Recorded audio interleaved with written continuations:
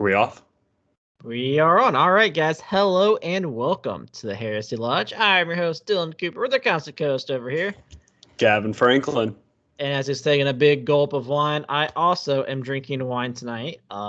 We actually, here at the Cooper household, have a wine advent calendar going on. Oh, those are disgusting. It's not bad. We've had, most of the wines have been good. This wine that I have in my hand, this Cabernet Sauvignon Syrah, not as good. It's actually not good at all, but I'm already committed. So I'm drinking it. It is from, well, this is California. It's from California. Calling birds? I don't fucking know. Not a good wine, though. So last year, I had 3 family members get me wine advent calendars. I love how they think of me, you know. They think you're classy. Obviously. So I had and I'm not a fan of dry wine, and that's pretty much all that's in these advent calendars. So I got, I guess mine has had 2 dry wines so far.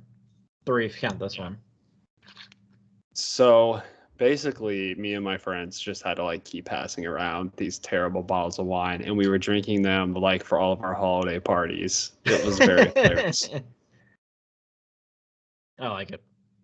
But right now, I'm drinking out of my Christmas vacation mug. Equus Run Shaken the Blues. I think it's a blueberry wine. Yes, it is. American blueberry table wine.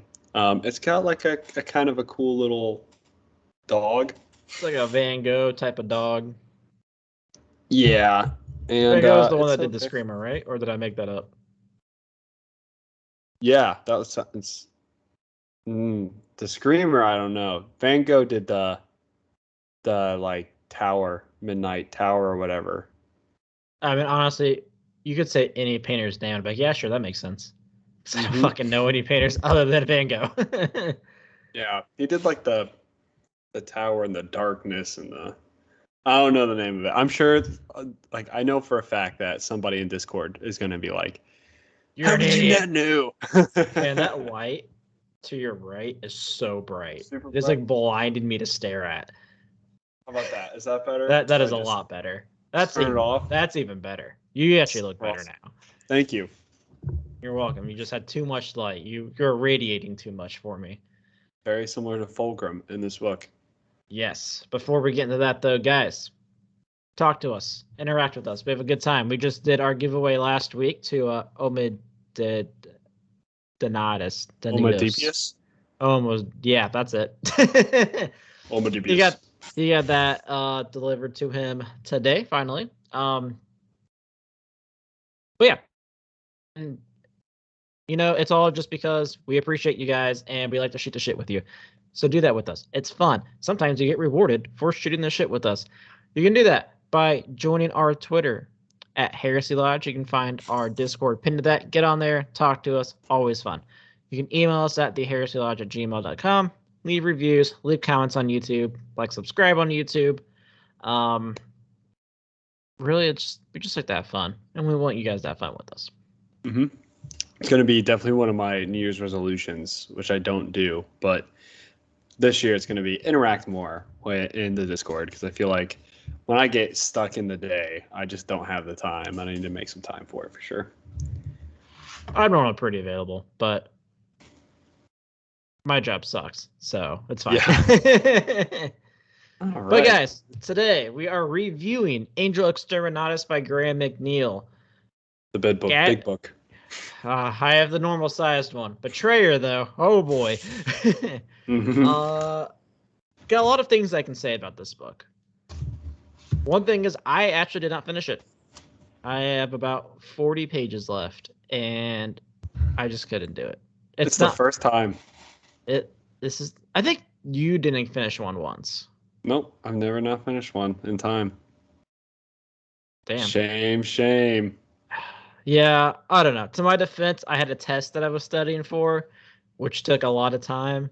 And then I had a death in the family this week, which also took several hours out of my day that I was going to read. But it's good. The Emperor would The be book's disappointed. not, but Yeah. I'm good. So, Angel Exterminatus by Graham McNeill. As most of you know who are avid listeners to the Heresy Lodge, Graham McNeill is one of our favorite authors, but he's also incredibly hit or miss. Yeah, he is the most polarizing author. He's got books that are our top favorite and books that are our least favorite. And this is in the least favorite realm, unfortunately. The real issue, the crux issue of this book is there's a whole lot going on that isn't described very well or even finished. That, and it's so drawn out. Like, I feel like the climax happened at like page 250, and then he like tried to write it, and it just didn't work.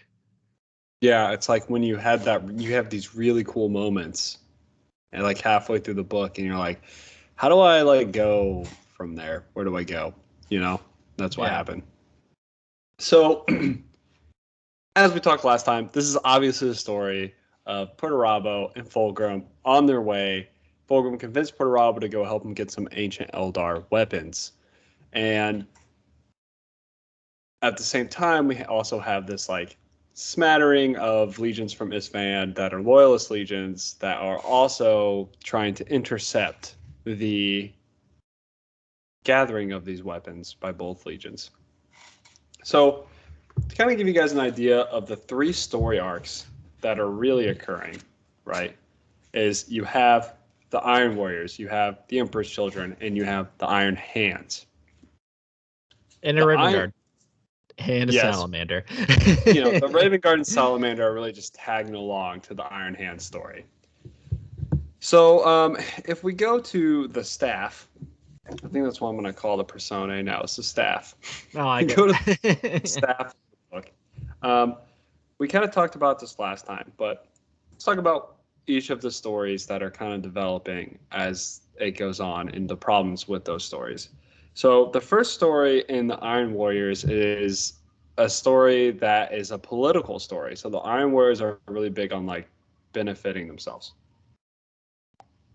Yeah, and it's like they do not care about like their brothers. Like they don't even like see each other as brothers. It seems like they're just very much like, if this doesn't benefit me, I don't give a fuck, and I will take every advantage I can to benefit myself. Right. So a good example of this is if you remember in the prior story that we had, one of the Trident, one of the three like equerries essentially to Perturabo, was, where'd he go? What's Barosis? Yeah. Barosis was almost killed by Perturabo, but he was entombed in a sarcophagus, a dreadnought. And then at the beginning of the story, he decides that Harker, another one of the Triarchs, needed to leave the Triarchs. Perturabo did. So he strips him. He's like, you're incompetent. You're done. Strips him of his status. And all of a sudden, that leaves two openings in the Triarch position. So Forix, who is the only remaining Triarch, Perturabo basically asks him, who do you think should be the other two Triarchs? And there were two people that really stood above the rest, and that was Falk and Toromino. So Toromino, from my understanding, is in charge of like the artillery. Yeah, that's what it seemed like. Because I mean, his job literally was not mentioned until the end. And Falk was just like a warsmith, right? Warsmiths are like the people that are in charge of the battalions. Perturabo's like, Falk, I like you. You're in. Toromino, maybe next time, pal. And decides instead to promote a guy named Kroger. Kroger is kind of my favorite character, and has like a really weird twist in the end that I was very confused about. like, and I wasn't really sure what they were trying to say with it, or if it means anything at all. But he is basically a linesman from the Iron Warriors. That Perturabo was like, "Hey, you're cool. Join my team."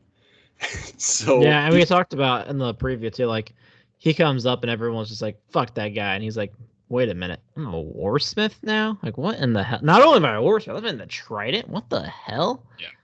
So Kroger's that's kind of the introduction to the political aspects, but you don't really see any fruition of that story until the very end. So Harker and Tormino are very pissed off at Kroger. They don't like Kroger. Then you have the story of the Emperor's Children, and there's two stories going on. First, in my opinion, you have the story of Fabius Bile. So Fabius is operating on the Imperial Fists. He has two Imperial Fists, one that was captured from the previous story, and one that was captured at the beginning of this book, both by the Iron Warriors, and they hand them over to the Emperor's Children as like a gesture of goodwill. Fabius Bile is making these legionnaires into these monsters, basically, and doing really fucked up shit. He also has the anathema.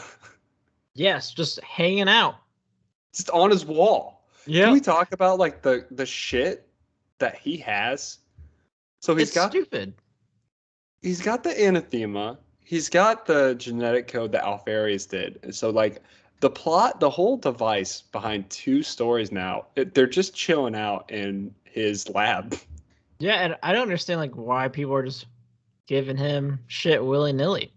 Like of all the fucking people who I would not trust, he's at the like second on the list. Like Erebus, Fabius Bile. Yeah, absolutely. I would not be giving them anything, but both of those people somehow are always in possession. It's very weird. And it's so true. So in this one, he has the anathema and he's operating on the Imperial Fist, creating them into these crazy monsters. And like to make it even worse, like he's not getting this from like his own legion. Like he's getting it from the other legions. Which makes they see the Emperor's Children now and they're like, we should totally get that Fabius. Fabius got this. Yeah.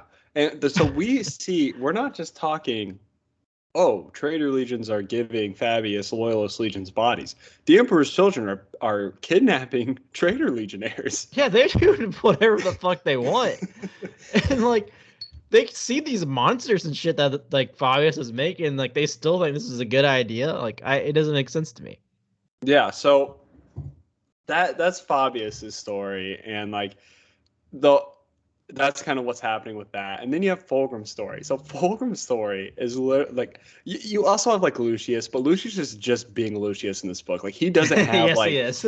He doesn't have like a motive or anything. He just wants to kill shit and he wants to be really good at doing it. That is all Lucius is doing. Like there's no story behind him. You know what I mean? But Fulgrim is okay. Fulgrim has requested help from Perturabo, and he told Perturabo that the reason he's requested help is because there are weapons in some Eldar world in the middle of this maelstrom of this giant warp storm. Yeah, which we know is the Eye of Terror. We know now is the Eye of Terror, which like we know because of 40K, but or maybe you don't know, but like I mean, probably the first heretic also kind of made sense. Yeah, so there's that. Now, other things to note before going into this: the Iron Hands, the Iron Hands vessel, they're also chasing them. How are they doing this? Well, both the traitors and the loyalists have an Eldar guide. Their names are incredibly similar, and one is taking the Emperor's Children and Iron Warriors on the path above, and one is taking the Iron Hands on the path below. Yes. That's literally what's happening. That's it. One's Karuchivora, one's Ferruchivora. That is their Yep. names. And the Iron Hand ship, they're a ragtag team. You have just kind of like going through the characters. The primary characters, you have Olak Brantham. Olak Brantham is the guy in charge, but he's dead, but not dead. They've entombed him in this thing called like the Iron Heart. Well, the Iron Heart is just like this thing that's on him. That's like some like ancient technology, but he's in like a cryo freeze like tube. Yeah. So he's been put in this tube. He's been frozen, basically. This device is on him, keeping him alive, and they can only take him out like once every year for like 5 seconds. 15 seconds. And he like starts talking. They're like, time's up. And he just... Yeah. And they have an apothecary that is in charge of him. His name is Atesh Tarsa, who's a salamander apothecary. And we talked about him a little bit in the intro, but he's basically like, what the fuck is this device? Like, how does this work? Like, this is very weird. And it, at one point in the story, around the middle, you know, it starts restoring his body. The bullet wounds that killed him are like disappearing. And that becomes like a big part of the story. Yeah, I would say we probably shouldn't hang up too much on characters since we talked about them last episode. Yeah, but so what I'm trying to do is like, you have this ragtag team basically, and that's their story. That's what they're doing. So you have these 3 stories all happening, and they launch into space. Immediately, I have a plethora of questions. Like, 1, what are the Eldar really up to? That seems highly suspicious as a reader to see both of their names the same. They're doing some weird paths. Like, what do they want? Like, what do the Eldar want from this? The second thing is, what is Fulgrim, like, actually trying to do? You know, like, obviously, this is a lie. We know this is a lie. So what's his, like, actual goal? Yeah. How the fuck is Fabius getting a hold of all these things he's getting a hold of? And what the fuck is this, like, Iron Heart thing that's surrounding Olak Brantham? I got bad news for you guys. None of these questions are answered in the book. We also have the fucking bird thing. Like the cool like, golden bird. It was Olak Brantham's bird. And now he's hanging around with Olak Brantham's like second in command, which is Cadmus Tyro. Yeah. It's just a bird. It's an electronic bird. It's like an Archimedes kind of bird. Yeah, but it's like this like ancient technology. Yeah, that is just like super fucking smart. Yeah, not explained. Like none of this is really explained. So, okay, that basically takes us to the middle of the story. Well, hold on. There's something I want to talk about. So, when they build this big theater for Fulgrim to have his little speech on like why he needs Perturabo for this adventure and what it's for, we have our Raven Guard and one of the Iron Hands. Waylon. Yeah. And they shoot Fulgrim in the face after they see the Eldar. My question is, why didn't they shoot the fucking Eldar? If they know that they have an Eldar on their own ship that knows this secret path, why would they not think, that's weird. This guy's talking about the exact same thing. Maybe we should kill their fucking guide. Yeah, that's smart. I don't. There's so many things, Dylan, and one of them is there's so many like points of intelligence that is lost from the Space Marines in this book, and that's a really good point. Why would you assume as a Space Marine that you're going to kill Primarch with an assassination? Yeah, because like as after they saw the Eldars, like we got to take a shot, and it's like, well. Why didn't you shoot the Eldar then? Why did you shoot Fulgrim? Yeah. That would be like, it was so silly. Like, you know you're not going to kill the Primarch. Yeah. You could blow off that dude's head. I mean, later in the book, freaking Perturabo just snapped his neck.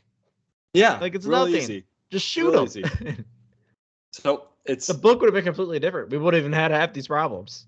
I saw the whole Iron like this a little bit storyline. Boom. It would have been it. Yeah, the Iron Hands are like, well, it looks like we don't have to worry about that anymore. Like, what the fuck was Fulgrim gonna do? Yeah, he wouldn't have been able to get there. I can't be a demon now. I might as well join my dad again. Now All right, that was guys, a cut out twist. the weird shit. Cut out the weird shit. We got to go back. Yeah. So that's one of the things that happens. I got a question for you though. Mhm. Do you have any more of an inclination to who could be the prisoner on um the Night Hunter ship? I have no idea. Didn't know if you had thought about it. But okay, let's move on. Let's move on. So the whole beginning that'll happen. It kind of takes us right to the middle. That's like the setup. Like the first start of the book sets you up for this whole we're off in space taking the guys. In this process, one of the coolest parts of the story is they decide to have lodge meetings on both of the ships, and in a act of good faith, they send one person, or they send like some Iron Warriors go to the Emperor's Children. Emperor's Children go to the Iron Warriors Lodge meeting. The Iron Warriors Lodge meeting, the Emperor's Children sent Lucius. Basically, the story for that was kind of like basically all Lucius did nothing at No, that he was lodge, just chilling. but the story for that was Kroger challenged Perturabo to a game of 40k miniatures. Basically, I really enjoy how the lodge meeting works for the Iron Warriors. I thought it was like super interesting. So those that may not have read the book, what they do is they sit down and they basically have like war like War simulators games. going on. Yeah. And Yeah. they like several of them are trying to defeat the palace. And they're just Yeah, the getting fucked Imperial up. Palace. So some Iron Warriors are playing the role of Dorn and defending using Imperial Fist tactics. And what I really liked about that was they talked about the lodge of the Iron Warriors, and they were like, this lodge existed before any lodges existed. Yeah, like we So didn't want any of Erebus's bullshit. Like that ain't cool. yeah, so they talked about how the word bearers tried to come in and like establish a lodge, and they were like, nah, shut the fuck Arts is up. way more fun. Yeah, they're like, we play games and we're better than you. Yeah, this is a real lodge, all right? We fuck Mhm. around. Another question that I wanted answered. I actually wanted two questions answered in this book about Perturabo, because Perturabo in this book is a badass. Yeah, I Like, really like Perturabo. I like Perturabo a lot. Like, if there's any His Primarch Legion I kind of can, sucks, but he's yeah, badass. if there's any Primarch I can kind of like get behind, it's Perturabo. Yeah, Like, he especially doesn't on like the really, traders. yeah, he doesn't really like have a lot of flaws, and he's not like over the top about shit. Like, his flaws aren't like ridiculous. You know what I Yeah, mean? And so one of the questions I had was, why did Perturabo turn traitor? Like it's not like it answered sounds to super me well. he's just that he gets no glory. Yes, but at the same time, the way Perturabo's character comes across, that doesn't seem like a reason. You know what I mean? For Perturabo to turn. I think it's like the lack of attention slash like I think I could honestly see this as being like a game for him and just like wanting to show like the Emperor like, look, I'm better than fucking Dorn is. And I will fucking show you this way. Maybe I could see that, but like at the same time, like if he was really mad, he would try to kill them. But he talked to Fulgrim like he's not trying to kill Dorn. He's not trying to kill the Emperor. He wants to end this as quickly as possible. I truly believe that deep down in Perturabo, he believes that he doesn't believe in the Imperium anymore. Like I think he thinks there's a better path. Yeah, I can see that. I mean, he's very just like smart and strategic. He's also, and what's crazy, he's an insane warrior. I think Perturabo, after reading about him, kind of makes the A tier for me. Yeah, I agree. Everything he did was just good. But like he's also not a warrior. Like it talks about that. Like he comes off as this insane warrior, but he's also like a peaceful man. Yeah. And I think he really believed that he could have just done better than everyone else. And I think he could have. Like, I honestly think if Perturabo was in charge, shit would have gone a hell of a lot better than it did. But anyway, that's one question I wanted to have answered for me. And I just still don't have a direct answer. Like, thinking even from the 40K knowledge I know, I don't know why Perturabo turned, other than this whole, I was upset Daddy didn't say I was cool enough, which is not like a good reason. I'm second fiddle to Dorn. Which is not a good reason for me. You know what I mean? Like, most Primarchs have like a really deep, conceited reason to turn. And Perturabo just like, I was a little angry one day. Yeah. I mean, I don't know. Like, his whole thing is like,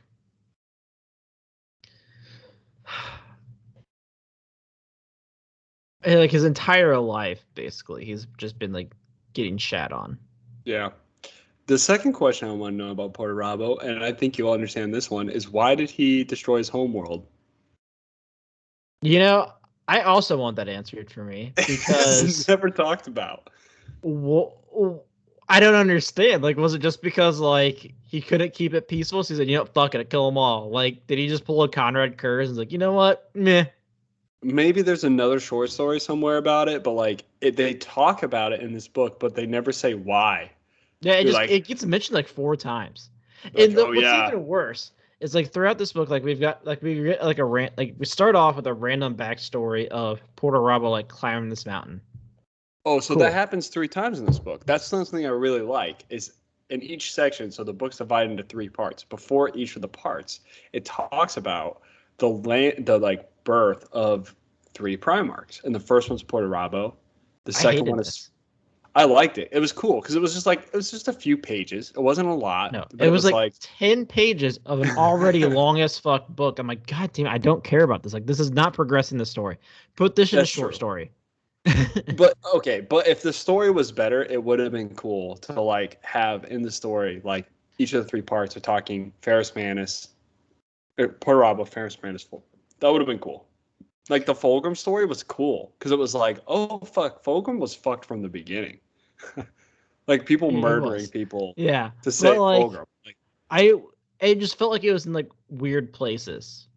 Like I would have liked it better if it was like the prelude or something like that, where like I'm not gonna it didn't just interrupt the story randomly. When it got to the Fulgrim story, I was like, I don't fucking care. Like, when is this story over? Like, these pages should be describing what Fulgrim needs to do. Because, like, I'm very confused about it. So that's like, those were a couple questions that I wanted answered, and they weren't. And we kind of get the essence from Fulgrim. But back to the lodge meeting. Basically, the way the lodge meeting went was Kroger was like, hey, I bet you I can siege Terra. And Perturabo was like, fine, I'll play defense, blah, blah, blah, blah. And then, like, Kroger lost. And then he was like, okay, thanks, Primarch. And then Perturabo was like, no, I have to play the offense. And, of course, like, he won. Like, that was it. That was the story. It was, like, to show that Perturabo could siege Terra because he's a Primarch. Yeah. That was it. And, like, I honestly think Perturabo militarily might be the best. Like him and Dorn militarily, maybe Gilman are the most strategic Primarchs out there. Yeah, for sure. I mean, they say Horus is very strategic, but I think Horus' strategy comes more from diplomacy than fighting itself. Yeah, we'll see. We haven't really seen him like. It is a wage shame. war against like a hard enemy. Yeah, he does some stuff with Isfan, which was pretty well done, but he also failed. Like Isfan 3 was not a success, and Isfan 5 was not the full slaughter that they intended, i.e., this book, right? So, yeah. Now the lodge meeting with the Emperor's children, though. Man, that's exactly what I would expect. This was awesome. Like, this was the best part of the book for me. This and the scene that follows right after this. But, like, the lodge meeting with the Emperor's children, I was like, holy fuck. Like, Graham McNeill does such a good job at describing these scenes. Why did he let us down at the end of this book? It made me mad, like, remembering this. So there are two characters that are important for this scene, and only this scene. If this scene was not in the book, they probably could have written them out in the story. It would have been fine. And that is Volbron the Stone Rot. This is one of the two Iron Warriors that were sent over to the Emperor's Children Lodge meeting. And Kadaris Grindel. Kadaris Grindel is the person that like helps Barosis, the new dreadnought. Yeah. And Volbron is like a person that they use because he like has some mythical connection to the Earth. He's cool. He's talks cool. to rocks. He talks to rocks, but like what I'm trying to say is the rest of the story, they have very minimal impact. Yeah. And this portion, it's almost like he was writing. It was like, let me throw a couple random fucking Iron Warriors at this and see what happens. So they send those two to the lodge meeting, and they're walking through with Edelon because he's still alive. And unfortunately, he lives through the book. He's just put back together with fucking bubble gum. Mm-hmm. Also, the other question I have with like, how is Fabius doing the shit? That's never answered. Just happens. Nope. It's magical. They're seeing all the fucked up shit the Emperor's Children are doing. Crazy orgies, murdering, and like the way it's described is so well done. They're like walking around in this room of mist, basically, and fog, and there's all these crazy, disgusting, once Astartes monsters walking around, and Volbron is like, this is so fucked up, and Garradell is like, yeah, but we're here. Yeah, there's like, it almost makes it sound like there's like strippers there too, which is weird. There's strippers. So it's fucking crazy. So Garradell, they witness like some sort of combatant doing some crazy stuff, murdering a bunch of humans. And everyone's just like amazed. And Garradell's like, I wonder if I can kill that person. So he starts wandering off into the mist, watching him murder people, while Volbron is pulled to the side by Edelon, and they sit at this table. And this scene is so well done. Like, if they would have just described this scene, like the way they use the description in this scene for the rest of the book, it would have been fucking amazing. It would have been one of the best books ever. But you have like Volbron sitting here. He's getting high off of some hookah. He's smoking it out of like what's the alien name? The Lair. Yeah, the Lair skin. Like, he's getting like super high, and they keep having more people bring them stuff, and the longer it goes on, the servants are more and more fucking crazy looking. Like, they have more limbs and more tits and more heads and all kinds of crazy stuff. Yeah, like at one point, like he looks up and he sees the fucking portrait of Fulgrim. He's just like, what the fuck? Yeah, high as fuck. He starts drinking. Yeah, he starts drinking tears of like, what was it? Tears of like slaves or something. Slave tears. Yeah. He's like, this is delicious. Oh my god. He's like going insane. And Edelon is asking him to seal a pact with Slaanesh. Yeah. And he's requesting of Volbron to go back to the Iron Warriors and infiltrate their lodge and basically turn them into Slaanesh worshippers. And Volbron is like, yeah, that doesn't sound too bad. That's cool. And that's when Gradual shows up and is like, you stupid bitch. Just starts beating the shit out of him. Just punches him in the face and just fucking knocks his ass out. They take Volbron back to the Iron Warrior ship, and I just love that scene. And then they're like all asking him questions. Volbron's like hungover as fuck. They're injecting all kinds of crazy stuff to like bring him back to normalcy. And that's when we get the second part of the and they're asking him like what all is going on, and he explained like the Astartes beast that they had and all the crazy shit that was happening. Volbron didn't remember a lot of it, and I have a feeling if he did, Perturabo, I was hoping Perturabo would just kill Fulgrim. Yeah, I mean, Perturabo like shows up in the scene, and he's like, "Yeah, there's definitely some fucked up shit going on. we do not trust the Emperor's children, no matter what. And then some crazy shit happens on the Iron Hand ship where one of the guys, Thematica? Is that Thematicus? So just like a quick update, like as I decided, like we have these two like parts of the warp that are like split. The path under and the paths above. So the path above is supposed to be like longer but like clearer. The path below is supposed to be a little bit more dangerous but quicker.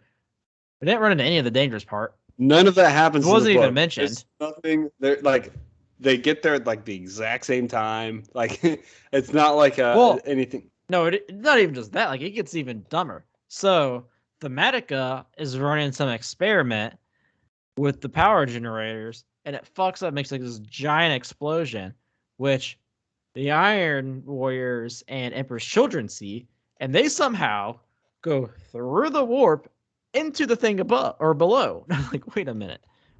What? This was one of the speculations that I had was like, are they the same path? Yeah, that's what it made it sound like. They're all working together. Another thing, Perturabo talks about this like hidden ship. That gets explained. Okay. Did I miss it? At the very end, that's the Eldar ship. So like they're trying to manipulate everything, and the Eldar are like kind of following along. Okay. Yeah. Yes, it's very. It kind of gets explained. It's like whatever, but the idea that the paths above and below are supposed to be separate, but they're not, because apparently they're all right there. Super far away too. Like you would think, if one's way faster and one's way shorter, or way faster and way longer, like this path. They literally see this. They just happens. See some explosions, and then they just whoop go down there. Yep. And this part's cool. Like when so the Emperor's children and Iron Warriors, like, all right, time to infiltrate this fucking Iron Fist ship. Well, that's not really what happens, because the Iron Warriors are like, let's just blow it up. And the Emperor's children like, we want to board it for fun. And that really pisses Perturabo off. It does piss him off. Go ahead. Yeah, explain the situation. Fulgrim talks to Perturabo and is like, I really don't you like want to just see the Iron Hands get fucked a little more? Perturabo's like, I don't give a fuck. Yeah. We just blow them up and keep going. Perturabo throughout the book shows major respect to the Iron Hands. Yeah, because he's like, dude, they are relentless. Holy shit, look at them go. Good. Perturabo's the type of commander that's like, I could blow them out of the sky, but I'm not going to, because they don't deserve it, which is crazy to me. But he does that multiple times. It does, and he's like, you know what? They kind of earned this. They should be able to go. Good for them. Which is kind of weird that this doesn't happen in that short story when the Imperial Fists were fucking them really hard. And then decided to leave. The Imperial Fist. That's fair. He does really hate the Imperial Fists. But he has a lot of respect for the Iron Hands. So they basically the Emperor's children and Iron Warriors board the Iron Hand ship, which to me was like out of nowhere. I was like, the Iron Hands are dead. Yeah, like, there's no fucking way. I still can't get over the fact that they somehow went through a giant warp storm right in front of this other ship and this very clear path, and they're like, all right, it's time to board. Like, why were they not? Very weird how that happened. Like, I don't understand. Like, I don't know if it's like some Geller Field shit or what. It still should have taken like a long ass time. Yeah. Well, the thing is, to me, I think this was my favorite part of the book, because I didn't see it coming. Like, I did not see the Iron Hand ship getting boarded by the two. The whole time, I'm like, the odds are stacked. I was like, this is the end of the book. Yeah, this is the climax. There's no way any of these characters survive. Why am I on page 130? Yeah, so basically what's funny about this, though, is Thematica was the reason the energy was vented, and Thematica is the reason they escaped. Yeah. The whole thing was well done. I still would have killed Thematica if I was the person in charge of the Iron Hands. I would have fucking killed Thematica. So Thematica is the reason they got detected. The Emperor's children board the ship, and they board first with Fabius and his like weird creations. His monsters. Yeah, so the Iron Hands are like thrown into like disarray because they're trying to kill all these things, and then the rest of the Emperor's children land. They start slaughtering everyone, but it's like a good fight because the Emperor's children, throughout this book, they're a really bad like fighting force. They're like really bad at fighting. Well, because they lost their like sanity. Yeah, like they can't like hold a line or like have a formation. They don't have that. They operate more as like um It's a free for all for them. yes, and it's super weird. So we get like Lucius gets down there, and this is actually really cool. So Lucius gets down there, they're fighting back and forth, and Lucius has his first encounter with the Raven Guard, Yep, who is Shuriken.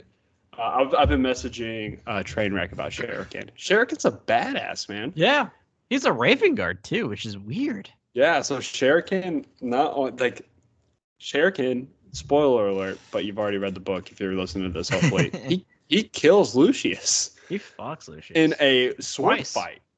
Yeah, so Shuriken's a fucking badass, and he just gets down and starts beating the shit out of Lucius. Lucius escapes this time, and while this whole thing is going on, Perturabo like it's teleported in, and it like throws everything off. Yeah. While this is all happening, Fabius Bile is after the like device that's keeping the main character alive of the Iron Hands, which is interesting. How the fuck does Fabius even know? Yeah, he was like, "There's something here that I need. I don't know what it is, but I know there's something here that I need. It's in the apothecary." What the fuck are you talking about? How does he know this? So he comes across the salamander, who's actually a badass too. Yep. He's a sniper apothecary, which is fucking cool. Yeah, he was a badass. Yeah, I mean, he's also a salamander, and I just expect him to be strong as hell. Yeah, that's true. So he kind of like breaks through, and he's fucking killing everything with Marius Forcing, and then the Raven Guard shows up, and the Salamander and Raven Guard fucking like murder everyone, almost kill, and the fucking Dreadnought that's there with them too, the Iron Hands Dreadnought. Yep. So the only two people that escape, unfortunately, are Fabius and Marius Forcing, which is so sad. I was so pumped to have them die. Yeah, because I mean, Shuriken like drops. It's a really cool scene when like Vulcan or not Vulcan. Yeah, the Salamander's getting his ass beat because he got like poisoned by Fabius, and like he punches Fabius, and he's like, "Why are you smiling?" And he's like, "Shuriken, how's the ground?" or something like that. And he just like drops down from the ceiling. Is there something wrong with the floor? Yeah, which they had that conversation previously in the book, because like that's when the Raven Guard realized that the salamanders can just see everything. Yeah, they have like night vision.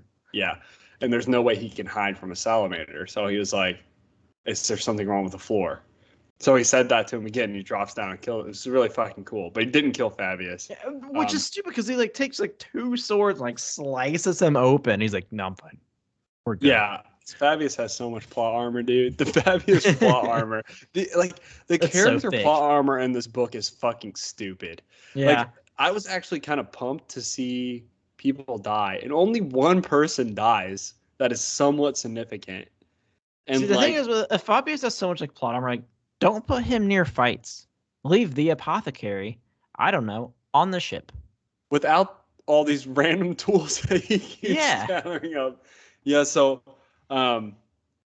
one thing, okay, so I thought about this. I was like laughing, but also upset. Like I was kind of raging a little bit because I'm a Vulcan fan. Like salamanders are my favorite legion. And we joke all the time on the podcast about how like they get fucked all the time. All the time. So like when Fabius like poisoned him, is like, "Don't die yet, little salamander." I'm like, are you fucking kidding me? Am I gonna have to read about a salamander getting tortured and a fucking like the only salamander right now that I know is alive is about to be tortured in Fabius's torture chamber. Like, how much shit do these guys have to go through? So all of it. I was really upset, but I'm really glad the Raven Guard came to save him. And like that was just a really cool thing. So Fabius doesn't get a hold of this device that no one knows what does or what is. Yeah, and then what happens after that? Oh, so Thematica, he's like on the ship and he's like, all right, I need you to divert all the power to me. And they're like, why are you gonna blow up the ship? And he's like, nah, I'm not gonna do that. I would have. So in my mind, personally, if I was an Iron Hands, this is something that doesn't make sense to me either. I would have been like, blow up the ship as fast as possible. Yeah, I agree. I would have done the same thing. Kill Perturabo immediately. Yeah, and Fabius. Fuck that guy. Yeah, fucking and Fabius would die, and they're all like, "No, we need to live to fight." Like, I I love still don't understand how the Emperor's children got off, and how so many of them survived. It is very also not talked about. Like, so, like they talk about how Perturabo gets teleported out. Yes. So now, like, Fabius gets out, but they're all like Fabius is stationed. Let's explain what happens real quick. So, what's this? Thematica uses the charge that he's been building to turn the ship into a battering ram.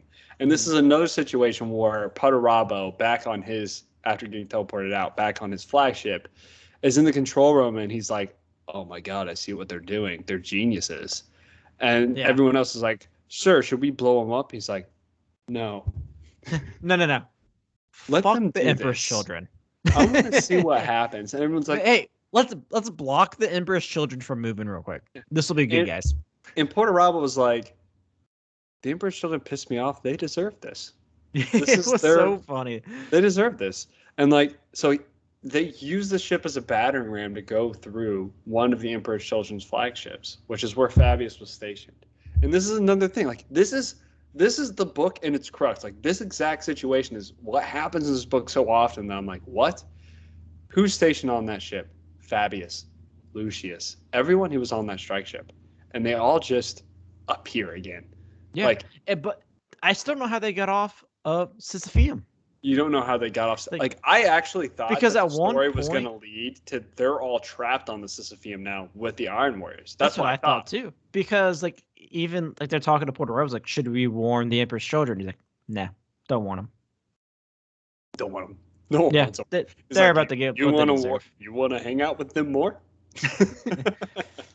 So the fact that they had like if like they were just like survivors from like the actual ship just like floating around in space, cool. But it does not explain at all how they got off the Sisypheum. All of them. They just every single one of them. It's I agree. Like, and the monsters, because it talks about how the Imperial Fist ones. The Imperial Fist guy is a person. He's a character throughout the entire book, and there's multiple times where like he's like, I'm going into combat now, and that's it. And then like he just shows up. And at the end of the day, the only two surviving monsters are the Imperial Fist guys. And I'm like, wow, just because you're named in the plot means that you're going to survive. It talks a little bit about how like the Imperial Fists are the best genes to use to create those monsters. Yeah, because the other ones like get crazy. Like they're the only two that like have sanity of some sort. Yes, I think that's interesting. Like kudos to the Imperial Fists. There's a certain person in the Discord that's like, that's right. They're the fucking best. Imperial Fist, oh no. Oh my gosh. Even though he's like at best a sea level Primarch. Agreed. Yeah, don't know how everyone survived. And then we get like, okay, so let's talk about the scene. Perturabo uses his flagship as a like medical rescue bay for everyone that survived the battering ram of the Iron Hand ship. And there's no bad guys on the Iron Hand ship anymore. Don't think about that. They just disappeared. Like that, they're not there anymore. All gone. Now it's just how do we find all the survivors in the aftermath, the wreckage. And the only apothecary they let in is he's a character that is also the leader of the Iron Warriors Lodge. Again, like this is the only scene that he's important in. Well, they show him like a couple of times, like, oh, like he has like the super strong grip, like he's like a really strong like apothecary. Honorable which made him Solaka. Yeah. Like they talk about him like he's supposed to be like a badass. Never shows any of it though. No, because he's walking through these Emperor's children. Like, where the hell's your apothecary? And everyone's like rejecting him, except for like one guy who's like blinded, and like he takes his gene seed out. What's the organ called? I don't know. You could call it fucking anything. I'll be like, yeah, sure. Learment? No, some type of gland. Yeah. Oh yes. Fuck. I'll figure it out eventually. But yes, he takes the it whatever out. gland. He takes it out, and then like Lucius like, that's not yours to take. And then he like starts talking to Lucius, and then Fabius Bile comes up and just poisons him and kills him. Yeah, let's talk about that for a fucking second here, okay? First off, there is no fucking way that the level of technology that they have over 30,000 years in the future at this point, right? That we know that when they go into combat, they have life sensors. Yeah. How the fuck does not a single Iron Warrior? Does this ever come up in the Iron Warrior like story that like, where's the Honorable Solaka? Like he just disappeared. Sure, I am very sure they would have had another meeting. It sounded like it's probably like a weekly event. Like, where's the leader of our lodge? What the hell is he doing? Weird. Where's our apothecary? We have people dying. Where the fuck is our apothecary? I would have suspected, like almost immediately, to be like, hey, one of our very, very valuable Astartes' life just disappeared, which doesn't just happen on our flagship. Especially since he's supposed to make this badass, like super strong, like apothecary. You think that you would really notice someone like that being gone. Yes, and like never gets talked about. So the dude just dies. Fabius extracts his organ, his DNA organ, or whatever the fuck, pituitary, whatever gland, some gland, and very weird. Like, yeah, they talked about how badass he was. They were like, "Oh, there's a reason my name is honorable here." Doesn't talk about why. Yeah, why? Doesn't doesn't tell you why. It's just a thing. So he. And another thing that's very weird about him is he seemed to be very obsessed with the monsters that Fabius was creating. Why he was up there, because they wanted to just like see them. I thought, and maybe you thought the same thing, that like he was actually going to turn towards the Emperor's children. Yeah. Yes, that was my idea. And like that's what I thought the writing was going towards, and instead it was like, no, he just dies. I gotta kill off a character. Here you go.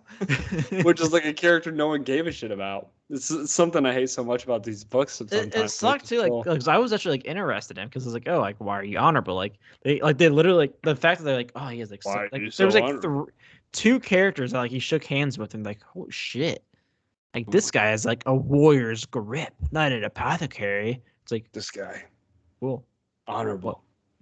What does he do anything? No, he just fucking dies. Dylan, from now on, you will refer to me as Honorable Lodge Master. The Honorable Gavin. Why? I don't know. I don't deserve it, but god damn it, I want it. I want it, and that's all that matters in this book. So that was the climax of the story, and that's the end of the book. All right, see you. Very much. That's why I feel like it should have ended. Okay, there is one more badass scene that also happens in the middle of the book, where Perturabo invites Fulgrim to his flagship.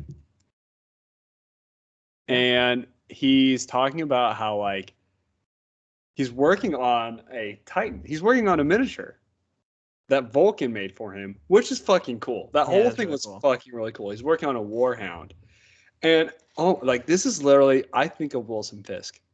I'm literally thinking of Wilson Fisk, because he's sitting here super calm working on this, and Fulgrim is talking to him about working on this Warhound. And Perturabo's like, well, actually, the timer's off because of this. Just super calm. Yeah, because he's like, Fulgrim must not have done a good enough job. He's like, no, it was actually perfect. Just this one part's off. This one part, because it fell in the Battle of Fox or something like that. Yeah. He's like, look, listen to the heartbeat. Fulgrim's like, I don't hear anything. He goes, listen closer. So Fulgrim gets closer, and fucking Perturabo just boom takes him out, beats the shit out of Fulgrim. The Triarch's got his Fulgrim's guards in the corner, and their hands are up, fucking can't do anything. Perturabo's beating the shit out of Fulgrim. Yeah, just just punching him right in the face. It's fucking awesome. Like, it was a really cool scene. That's talking about like how he's like all blooded up and bruised, and it's like his teeth are falling out. That can you not see the actor for Wilson Fisk doing this? No, I agree. Yeah, just like that is Perturabo in the Marvel universe. Wilson Fisk, but he's just beating the fucking shit out of Fulgrim.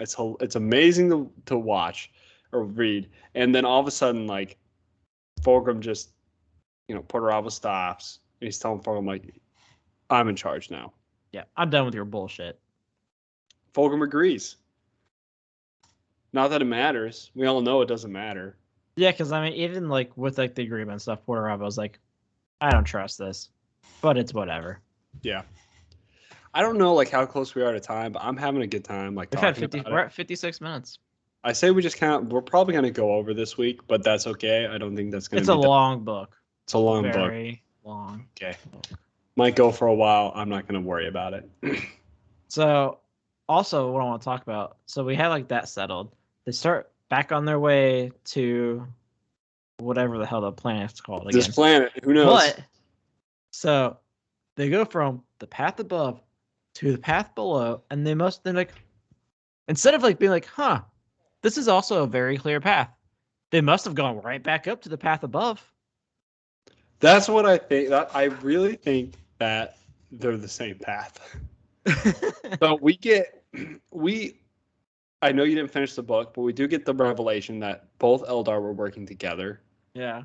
And I have the suspicion that they're the same path. It's just the same thing. I don't know. The whole thing was weird. The whole path thing. Above, below, it didn't make any sense. It was very like the idea that like, oh, we gave out an electric emission. You have your fucking Geller fields on. Is that not an electric emission enough? Is that not like something might be going on over there? Isn't that like a very powerful engine to be operating all the time? What happened in like Flight of Eisenstein when like there was that explosion and then like Dorn was be like, oh, we need to go over there. That's when they found like Gara's ship. Dude, what's that, like 17 books ago or something like that? Something like that. That was book 4. We're on 23. Holy fuck. Yeah, that's 19 books ago. Yeah. I don't fucking know. Some explosion happened and Dorn investigated, but either way, like update. I'm feeling it. Yeah, I've seen you just knocking back that wine. I don't know why, but I'm just going to town this wine. You know what I think it is? Quick side note on my life here. I visited the doctor today. Are you not dying now? Do you feel good? Liver's not in failure. We're good. I'm like, listen, I'm feeling pain here, here, and here. He's like, well, what do you do for a living? I was like, well, I work on a computer. And he goes, well, I'm going to be honest with you. You're sitting in front of me right now, and you're incredibly hunched over. Like, I think your posture is just a mess, and you're probably experiencing pain all over the place because of it. And I'm like, whoa, that makes sense. Nuts. So it's not my organs. Dude, I thought my spine was falling out or something. Holy shit. So now I'm like, well, fuck, I can drink and I'm okay. But anyway. Back to Slaanesh we go. Yes. So the pass, they got there through the pass eventually, and they got to this planet.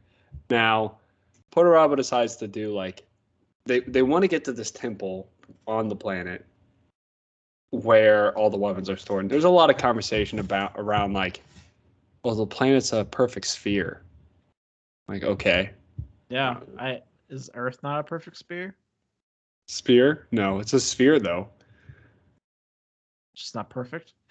I don't know, because like you'd think when they said a perfect sphere, I'm sitting there thinking like it's flat, but there's buildings on it in cities. So I'm like, I don't know. It seemed weird what they were trying to say.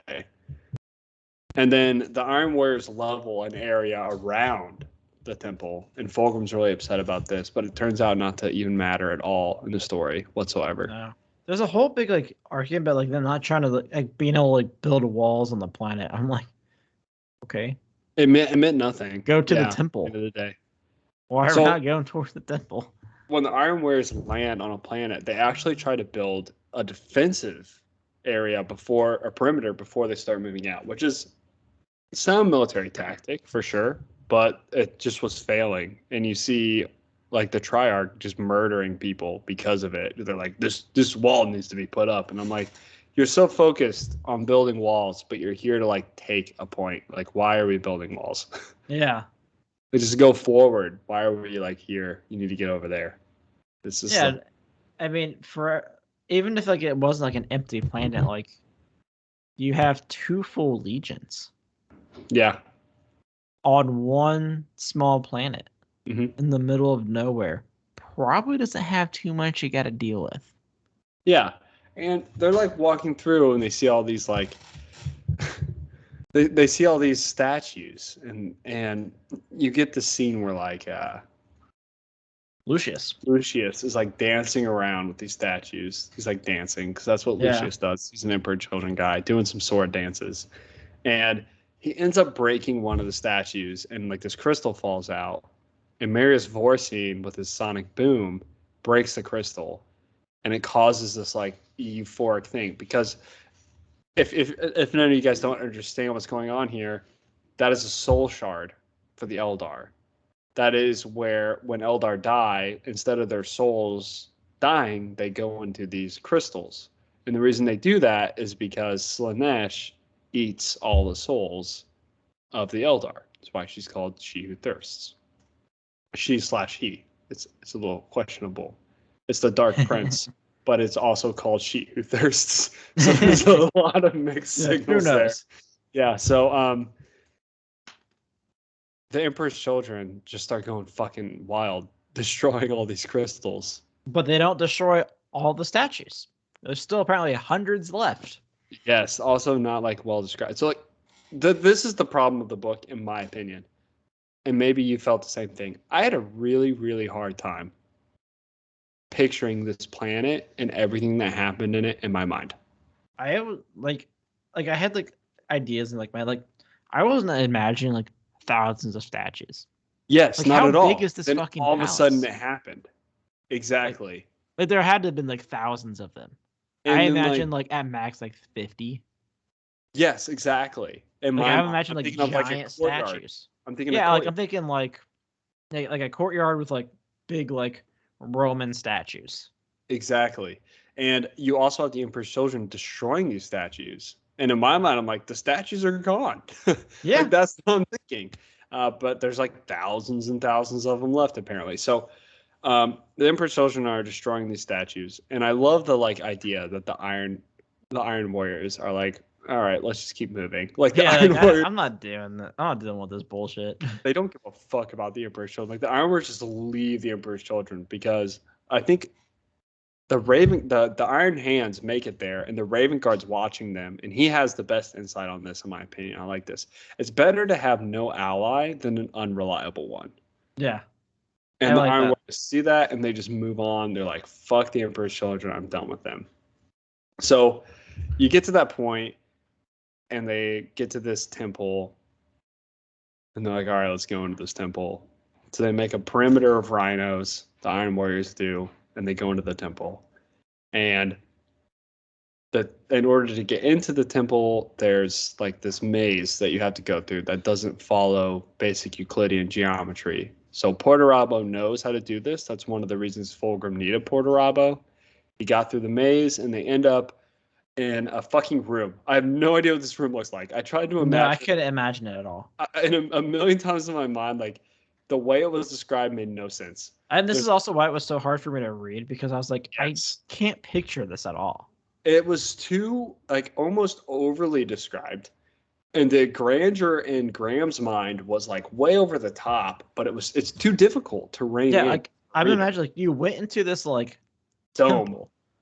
I'm not imagining like these giant rooms. Like I'm imagining like pretty small rooms that are kind of cramped. And they're talking about thousands and thousands of like pillars that also had shards in them, but like there's no statues in there. I was very confused. Yep.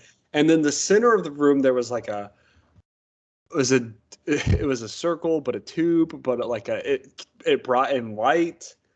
Yeah, I don't know what the hell was happening. it was crazy. Like, I don't know how to describe it or how to even picture it in my mind. Like, I remember how I pictured it in my mind, but I'm like very positive it's wrong. No, I agree. I'm in the same boat. Yeah. So they get to this thing, and this is when shit just gets really hard to understand. Well, we totally skipped a really random part that happens. We have the Iron Warriors that are there, or the Iron Hands that are there, and they're like, "We need to find a way in." And they're like, "Oh, I know the back way." And that was like 4 chapters before this. Yeah. So like, don't see them again until like the end. We also have the scene where the salamander is left on the ship with Ulrich Brantham in the thing, and Salamander's like, I need to get. Salamander has a very salamander thing, a moral debate in his mind about whether or not it's okay to bring out Ulrich Brantham, and the salamander uses logic to be like, it's okay. Like, Yep. it's super funny in my opinion how that happens, but he brings out Ulrich Brantham, and Ulrich Brantham like spasms. He's like, "You have to stop the Angel Exterminatus." Like, there's nothing that talks about like the salamander telling people that. It's just like a thing between the salamander, and the salamander puts him back in the stasis and was like, "Well, that was confusing," and does not think. Did he even put him back in the stasis? I don't remember it actually saying. I think it's implied that he does. I honestly don't remember him actually like going in stasis. Like, it was just like, because he like stops and asks like, why we have to stop it, and then it like never goes back to that. It's like, Never. Okay, Not once. Like, is this guy being like healed and like come down and like be like the leader that he's supposed to be, or what? Not in this book. Made no sense. They get into this room, and they go to the center of this room, and all of these Eldar things come up, and they start attacking outside the temple in the barrier that they made outside and inside the temple. Fulgrim's disappeared.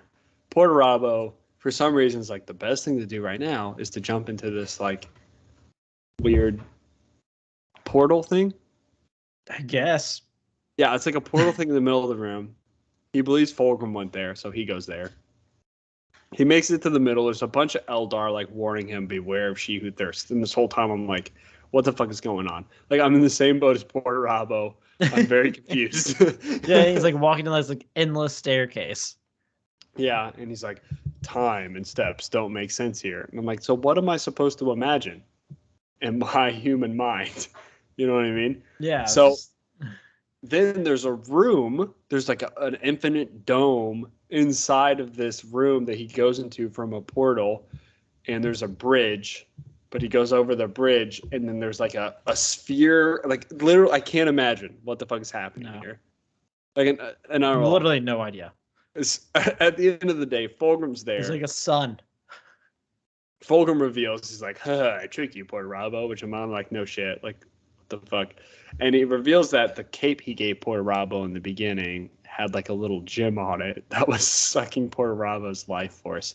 How Fulgrim got a hold of this item, how it works, no one knows. File I had it, I'm sure. I'm sure Fabius had it in a drawer.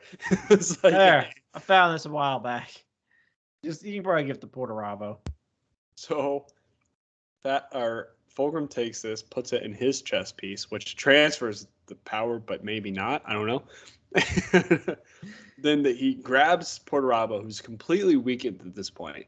I think what's frustrating about this part to me is like Perturabo throughout the book, maybe 2 times, was like, I feel a little tired. And then all of a sudden he's like, I'm so drained to life, I can't even get up or walk. Yeah. Move or talk. You're like, oh man, my hammer's a little heavier than normal. Yeah, and then all of a sudden he's like, I'm dead. And so Fulgrim like grabs him, and they jump into the sun black hole vortex thing in the middle. You know, what I also don't understand is like Fulgrim reveals that it's the cape, right? He never takes the cape off. Well, Fulgrim reveals that it's a pin in the cape. Because when you have a cape, it's just it's a piece of cloth, but it all hooks together at a certain point, and that point is where you have to take it off, though. Yeah, no, the whole thing is fucking And so at this point, the whole story gets like fucking blown out of ridiculous proportion. Kroger is inside the palace with Perturabo, but Perturabo's not with him anymore. He's in the tunnel spirit thing with Fulgrim, and Kroger starts going insane, and he has a fucking vision of fighting in like the ancient past. Did you think that this means that Kroger is a perpetual? Oh, I didn't even think about that. That's what I got from it. Like Kroger was having visions of his past lives. He also, in one of these visions, runs into a very important person.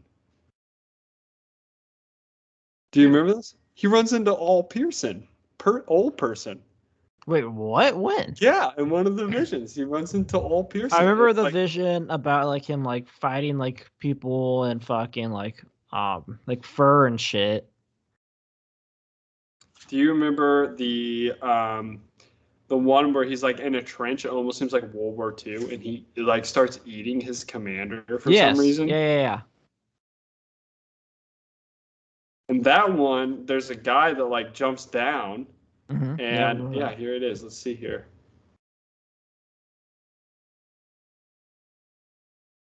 Pearson Oliver.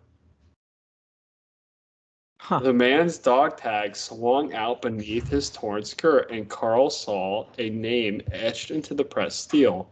At least he would die knowing his killer, Pearson Oliver. It's old person. It's all Pearson. Huh. Interesting. Yeah. So Yeah, I this is think perpetual. I think Kroger is a perpetual.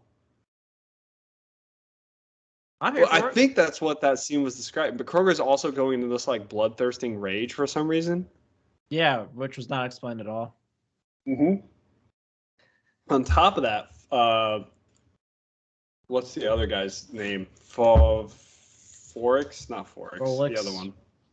Falk. Falk, yeah. Falk at this time is able to like command people to do things, but like out of the ordinary. Yeah. Do you remember that? Weird. Like the Emperor's children and the Iron Warriors are fighting, and Falk was like, "Stop!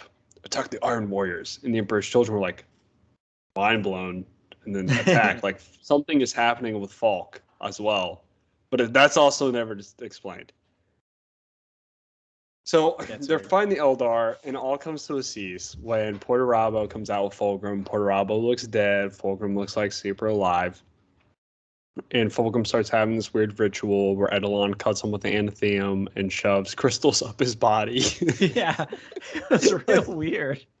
Like this whole process, like what I said earlier, where I was like, what is Fulgrim after? There are listeners that are like, clearly Fulgrim was after becoming a demon.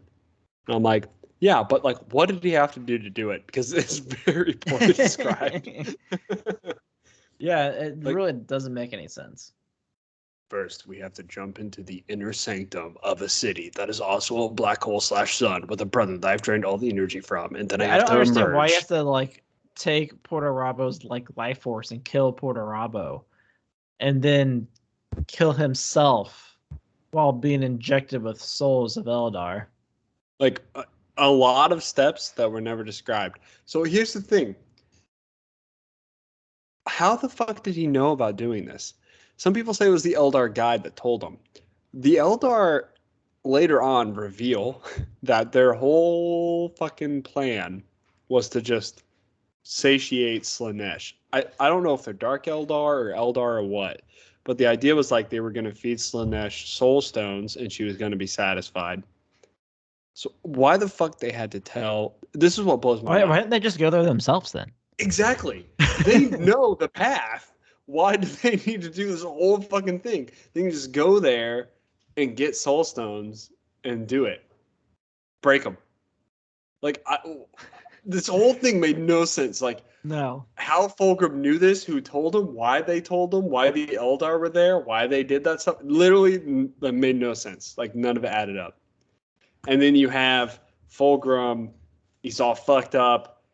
That's when the Iron Hands show up. The Raven Guard guy kills Lucius and destroys the Soul Stone, and the power goes into Perturabo again. But get this. This is very, like I said, it's very anime-esque. Power level 9,000, friendship wins overall kind of thing. The power of Perturabo was restored to Perturabo, but the power of Perturabo and Fulgrim combined was greater than the power of Perturabo, and that went into Fulgrim. Makes no fucking sense. Like, when you do the math behind this, it makes no sense. So destroying the stone both restored Perturabo and gave Fulgrim the power. Perturabo kills Fulgrim, which is the next step in this ludicrous, weird line of things that Fulgrim had to achieve. And then Fulgrim becomes a demon. So what happens to him after he becomes a demon? He disappears. Awesome. Like Magnus style? Yeah, like Magnus style. Exactly like Magnus style. He goes, I'll see you again, brother. And then fucking pops. With the rest like where he goes. No one knows. But like, I imagine just like on a planet with just like a bunch of mirrors, or just so I can stare at himself like, yeah, this is all worth it. This is it. So Perturabo, yes. He's got to get the fuck out of there. But there's also the Iron Hands that are there, and Perturabo is just like, you know what? Fuck it. Let's just leave.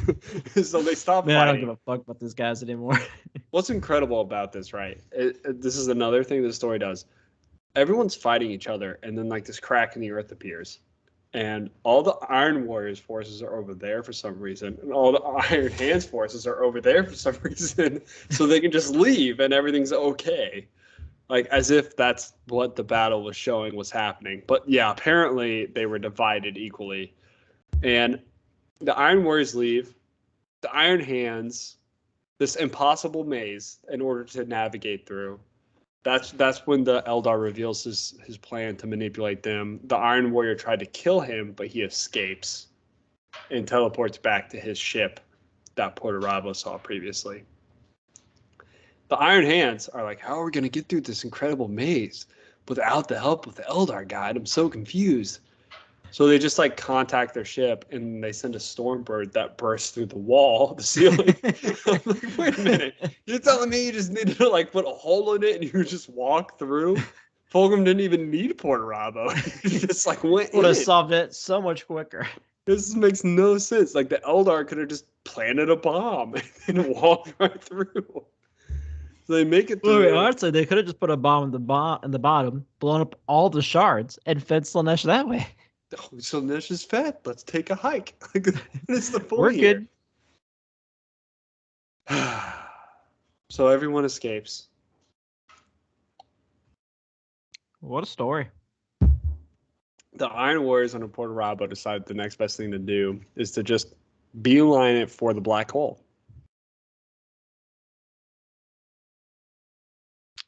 Makes sense. This is the problem. The story itself, the concept of the story is really cool. It's very poorly told. It's like full of just like short stories. All of it was so over the top. It was hard to follow. Yeah. Like I know, like this whole it needed fucking to be broken Eldar. up. Exactly. That's what I was saying. Like I find it frustrating that I wanted the best part of the book to be removed. The middle part was the coolest part, but it had nothing to do with the actual story of Angel Exterminatus. Like I don't understand like why they could have done like what they did with like any of the first like 3 books, where like you find a good place to stop it and stop it. There's obviously a sequel to this. We know this. I don't know which one it is. I'm hoping it's not the Damnation of Pythos, but I think it might be. Nightmares. I think it might be. This is not a good story. It was just bad. But like it had highs. It had some highs. It did. It was like, but this it is just cool. Dragged. Like honestly, if it would have stopped like when they got to the Eldar world, like I would have been fine with that. Here's the problem at the end of the day. This is how it ends up. If they would have just written it as this is step 1, 2, and 3 for Fulgrim to become a demon, and then did that, that would have been fine. But instead, we're like dragged along on this weird ass fucking like ritual journey that no one understands. It's like anything could be next, anything, and then he has to kill 10. I mean, we totally missed what was happening outside the temple, where like everyone died, but then everyone survived. Yeah. like the other Trident member got blasted out of the sky by Tormino because he was upset that Kroger was a Triarch. Like a bunch of like really weird shit. Yeah, he's that like, didn't you know what? change anything. I'm gonna get myself in the Trident or Triarch, whatever, by blowing up everything over there. No problem. And then all the people that he was trying to blow up, they were the only people that lived. Marius Forsine died. Lucius died, but guess what? In the very end, he comes back. Why? We don't know. He just wakes up. Hello, Fabius Bile. Thank you for putting my body back together, I guess. The Imperial Fist things finally rebel against Fabius. It was like it seemed like it was supposed to be a storyline, but they didn't have enough time. So like they just showed like a little end scene of them blowing up the room or the lab, apothecarian room or whatever. Yeah, and Fabius kills them easily, which again is like, how the fuck did he do that if these things were killing like 10 to 20 Space Marines of Iron Hands? And at the end, the only specimen that survives out of all of the things he's collected was the Honorable Solaka specimen. I don't know what that means or why that's important, but I'm supposed to be amazed. I'm amazed. Oh, he has the Honorable Solaka gene. That's not the honorable. We don't know why he's honorable, but that it must be nuts. What a story. What are your rankings? Importance to the heresy, sadly, it's like a 10. Like, it is something that you kind of need to know happens, because if you don't read this, the next thing you're going to see is the demon Fulgrim. Like, what the fuck is this? That's true. Yeah, I have to agree. Enjoyment wise, if you stopped it after the ship gets boarded, it would have been like an 8. It's like a 3. Yeah, I mean, this is the first one I haven't finished. I finished Descent of Angels. And I finished Outcast Dead. Well, I think a lot of it just had to do with what was going on. True. But yeah, I mean, I tried to finish. Hard one to finish. It was a hard one to finish for sure. Yeah, I'm gonna put this at a 2. No, I'll give it a 3 because it had a high. It had a high. It had a really good high, but it had a really low. Yeah, and it just dragged for so long. It was like reading Nemesis again. Except instead of being introduced to more characters, I just quit giving a shit about the characters I knew. Yep, 100%. And like not enough characters died. And there was a bunch of weird stuff going on with the characters. That was just like, there's too many characters for me to care about. Yeah. That's what we thought. Yeah. So that is our review, guys, of Angel Exterminatus. Next week, we will be having a Christmas special. Not sure what we're going to do for that yet, but it'll be fun. I'm going to wear a Santa hat. It's going to be a great time. Perfect. As always, you can contact us on our Twitter at Heresy Lodge. Join the Discord, which is pinned to the Twitter. It's a good time. Get in there. Email us at heresylodge@gmail.com. If you are watching on YouTube, if you haven't subscribed, please do so. Like the video. Leave us comments so that we can shoot the shit with you as well. And that's it for this week, guys. Hope you guys have a good one.